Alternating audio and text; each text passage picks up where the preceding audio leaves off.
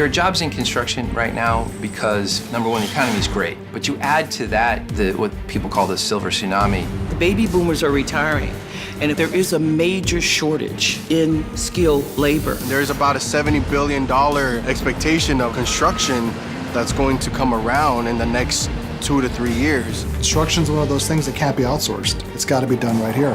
Because of Prop 39, we're able to serve the people from the community that want to go into the trades. And we're finding it's harder and harder and harder to find people that's qualified. So with these programs, it literally keeps the workforce going.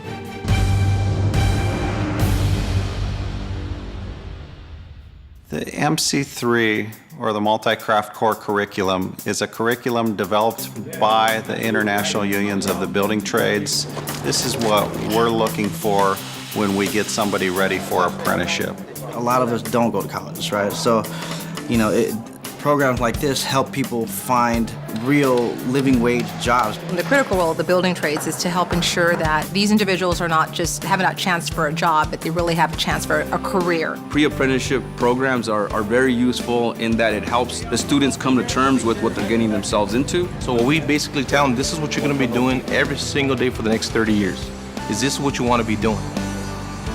The craft I would like to go into is land surveying. I want to be a painter, drywall finisher. Laborers would be my craft. If I'm leaning towards the plumbers, carpentry, and I want to become a craftsman.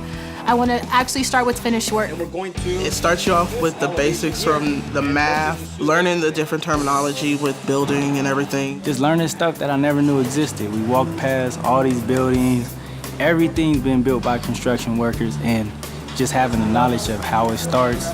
Get a really broad understanding of labor history, which is critical. I want to learn a little bit about everything, and it's just like they prepare us physically and mentally. The construction industry can be very physical. We've actually had students give up because of how hard it is. Well, we're doing PT. It's called physical training. They're pretty much preparing us for all the hard work that we'll be doing. We get them first aid and CPR training, OSHA 10 cards. How the safety of handling the tools, which is very important because we want to go home with our fingers. We're in the process right now of building small structures that have all the same components of any residential or commercial building. We learn how to do all types of different skills, from measuring to hammering to sawing.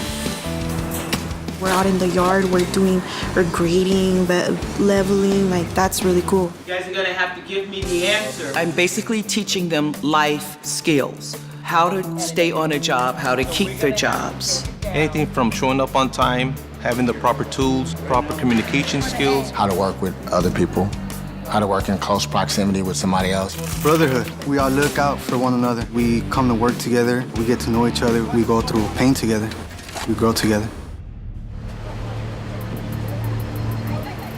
During those 10 weeks, we're traveling to different union halls, the sheet metal workers, the painters union, the plumbers union, the IBW Local 11, so they can start thinking about, okay, what is it that I'm gonna do?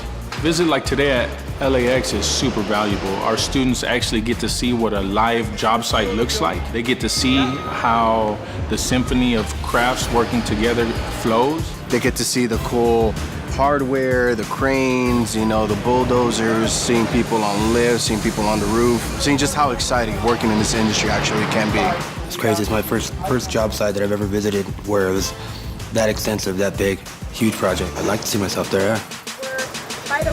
We took the students to 3 different sites. We started at the San Joaquin River Viaduct. It's in the city of Fresno, to get the students out there to see what other people are working on, the men and women working on the project. I never really been so close to something, so big, like the high-speed rail, and I just hope I can be part of it pretty soon. The pre-apprenticeship programs we've funded over the last 6 or 7 years with Prop 39 have seen a lot of really great success on the individual level for formerly incarcerated, at-risk youth, people of color from communities that otherwise would have had no access to these kinds of wonderful middle-class jobs. We've seen success in getting more women into the trades and moving that small percentage to a larger percentage. 50% of the participants that we train are women. We train a lot of participants who are entering back into society from incarceration or people who have other barriers to employment. One of the big elements of success in terms of reduced recidivism is a good job and a paycheck. You know, we're coming out of prison. Most of us come out with no experience. And being a felon, there's not many jobs I can get. And construction is a career that they look past that. And that's what I like about it. We don't care what your background is, right? All we care is that you're willing to commit yourself to the craft.